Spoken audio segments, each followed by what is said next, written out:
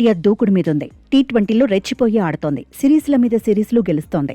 T20 world cup నుంచి మొదలు పెడితే ఎదుర్లేని జట్టుగా కొనసాగుతోంది. ప్రత్యర్థి ఎవరైనా ఆధిపత్యం చెలాయిస్తోంది. ఈ మధ్య కాలంలో చూస్తే ఆస్ట్రేలియాలో ఓడించింది. ఆ తర్వాత సౌత్ ఆఫ్రికా పైన సత్తా చాటింది. ఇప్పుడు న్యూజిలాండ్ పైన పంజా విసిరింది. జట్టులో ఒకరిని మించి మరొకరు అనుకునేలా ప్లేయర్లు ఫామ్లో ఉన్నారు. ఫియర్లెస్ క్రికెట్ ఆడుతున్నారు. గత వన్డే వరల్డ్ కప్లో రోహిత్ శర్మ ఎలాంటి అప్రోచ్తో అయితే బ్యాటింగ్ చేశాడో ఇప్పుడు టీ20 ఫార్మాట్లోనూ భారత ఆటగాళ్లు అలాగే ఆడేందుకు ప్రయత్నిస్తున్నారు.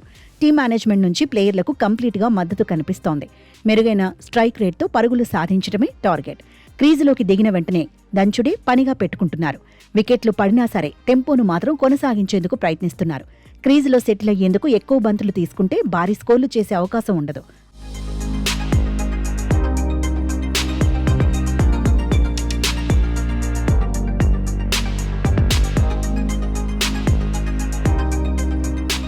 అందుకే అటాకింగ్ ని టీమిండియా నమ్ముకుంటోంది. త్వరగా అవుట్ అవుతామనే భయం లేకుండా భారత ఆటగాళ్లు ఆడేస్తున్నారు. టీమిండియాకు అడ్వాంటేజ్గా నిలుస్తున్నారు.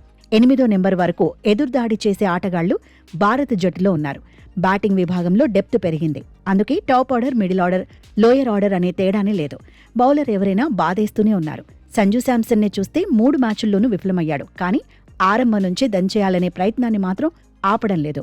ఎందుకంటే టీం మేనేజ్మెంట్ నుంచి వేగంగా ఆడాలనే ఆదేశాలున్నట్టు పరిస్థితులు కనిపిస్తున్నాయి. అభిషేక్ శర్మ అయితే బౌండరీలే హద్దుగా ఆడేస్తున్నాడు. సహజంగానే అభిషేక్ దూకుడైన బ్యాటర్. ఇక టీం మేనేజ్మెంట్ నుంచి వేగంగా ఆడాలనే ఆదేశాలుంటే యువ ప్లేయర్ను కట్టడి చేయటం ప్రత్యర్థి బౌలర్లకు కష్టమే. సూర్యకుమార్ యాదవ్, ఇషాన్ కిషన్ కూడా దుమ్ము దులిపేస్తున్నారు. హార్దిక్ పాండ్యా సైతం అటాక్ చేయడంలో మొనగాడు. తిలక్ వర్మ కూడా ఎలాంటి పరిస్థితుల్లో అయినా బ్యాటింగ్ చేయగలడు. శివం దుబే, అక్షర్ పటేల్ సైతం బ్యాటింగ్ ఆర్డర్కు మరింత బలాన్ని తీసుకొస్తున్నారు. ఓవరాల్గా భారత్ బ్యాటింగ్ భీకరంగా ఉంది. ప్రత్యర్థుల్లో వణుకు పుట్టిస్తోంది. బ్యాటర్లు భారీ స్కోర్లు చేయగలిగితే భారత బౌలర్లపైనే ఒత్తిడి తగ్గుతుంది.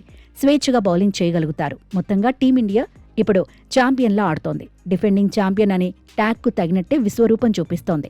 పాక్తో పోరు మినహాయిస్తే స్వదేశంలోనే టీ20 వరల్డ్ కప్ ఆడబోతోంది. అభిమానుల్లో అంచనాలు ఓ రేంజ్లో పెరిగిపోయేలా సూర్యసేన ఆట తీరుంది.